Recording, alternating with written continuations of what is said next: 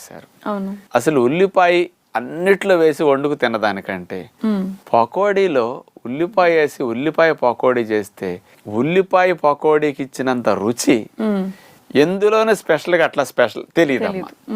అలాంటి ఉల్లిపాయ శనగపిండి ఉపయోగించుకుంటూ కూడా మన పద్ధతిలో నూనె లేకుండా పకోడీ ఎలా చేసుకుని టేస్టీగా తినొచ్చు ఈరోజు స్పెషల్గా చూపిద్దాం అనుకుంటున్నాం. చూడండి.